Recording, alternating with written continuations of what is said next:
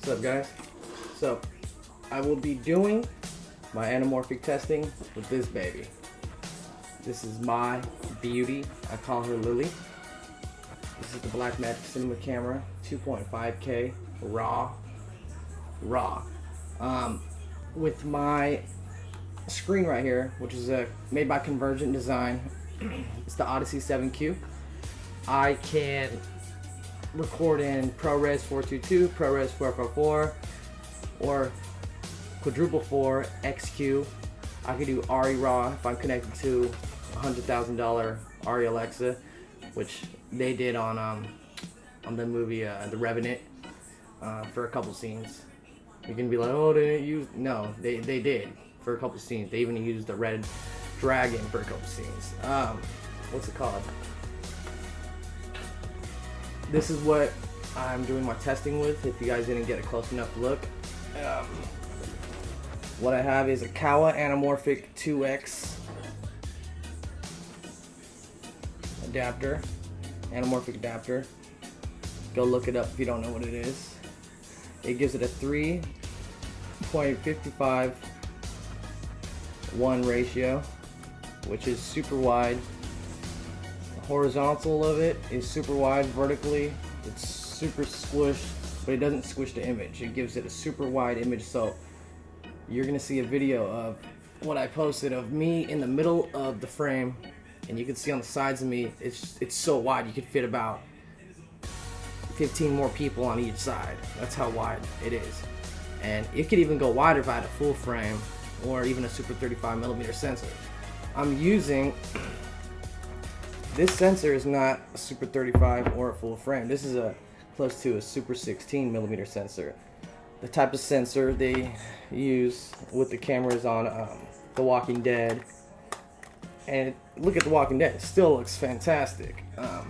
It just all matters how good of a cinematographer. It's not always the gear, it's always about how good you are editing and whatnot. So yeah, what I love about my rig is that, oh yeah, and this battery, it's a PB70 made by Swisstronics. It's only 70 watts, 1 hours. But I have this baby, which is 180 watts. I mean, you guys probably are dying for this. For those who do music videos and whatnot, like a couple of people I know, this would do you a lot of help. My charger's coming for this. I don't have it right now, so I'm not using it.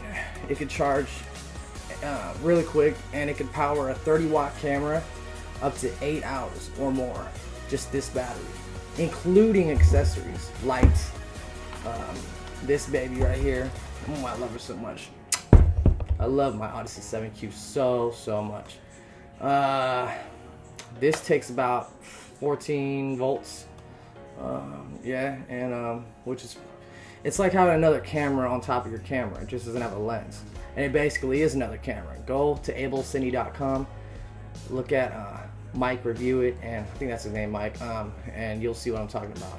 How powerful this little machine is. They use this machine on so many movies. I mean, I can't even. It takes 2 SSDs. I have a 256 gigabyte right here, and I have a 256 gigabyte in my in the body of the right here of the Blackmagic cinema camera. And once again, this is the 2.5K. It's not the 4K. It's 2.5K, which is great. It's not like they do movies with RE Alexas all the time, and RE Alexa minis now. Those, yes, could go up to 4K, but they downsample it and they present it in theaters and everything in 2.8K. I'm only at 2.5K. Dynamic range for those cameras, $100,000 RE Alexas, XTs and whatnot, 14 stops dynamic range. I'm shooting out 13. So basically I'm only like one stop off of dynamic range, and resolution is not that far off. Just the sensor is pretty small.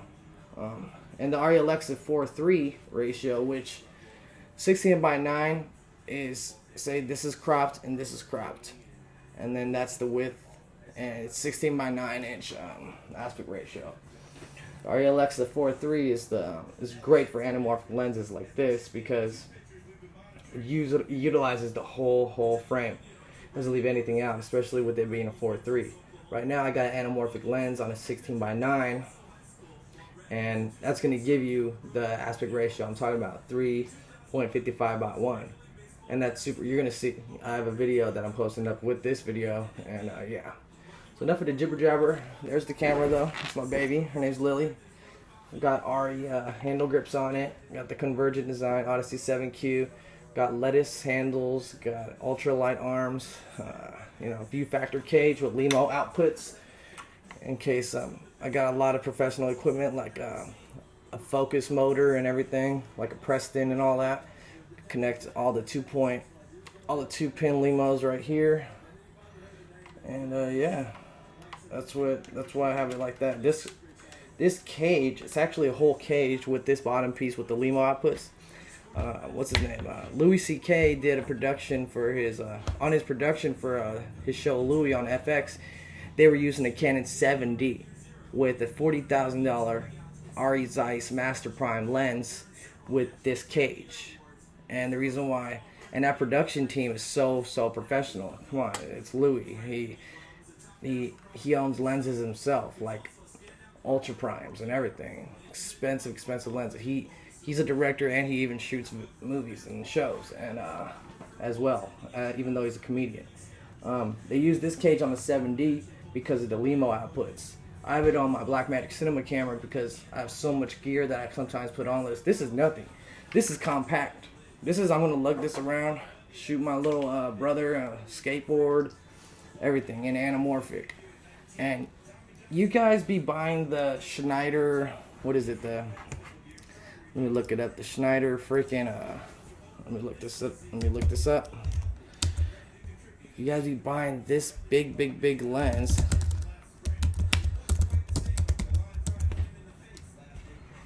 Like the ISCO Anamorphic Ultra Stars, and the bear with me, I think the big one I'm talking about is like the ones you guys buy are like the ISCO Anamorphic, the ISCOs, and like this one compared to the GH4 that it's on, the lens, you could fit that camera inside of the front of that lens. You need rail mounts, you need you need freaking lens support, all that. You guys don't get it. It's like those are meant for projectors and movie theaters. Why not spend? And those are only like $300. You're gonna spend like $400-$300 for something like that. Look, there's 31 was sold, only one left. Buy something like that for like $400. It's so big, can't lug it around, can't do really much with it. Quality, yeah, whatever. It's okay. It's not as good as one of these per se. But like spend like $400 or $500 more. You could have got a Kawa Anamorphic 2X, or yeah, and it's like, and this isn't the Promenade one. Like I said before, this is the one made for Bell and Howell. This is like, how they have the Canon L series lenses. This is like an L series compared to like this ugly kit lens. I had the kit lens on because my actual lens that's coming, that I got this one for, is coming. It's in the mail, and it's getting shipped here. It's actually got shipped out recently. I got a Canon FD 50mm 1.8 or 1.4, whatever. And I can manually focus it, everything. It's super nice. It's made in the 80s, in the late 80s. So it's like, it's an old school lens, but the picture quality, Jesus Christ, so good for stills and video. And I'm gonna pair that with my anamorphic, my vintage anamorphic adapter. It's a wrap. On my Blackmagic cinema camera, which is already gives you a filmic quality. You guys are gonna love it. Anyways, that's my camera.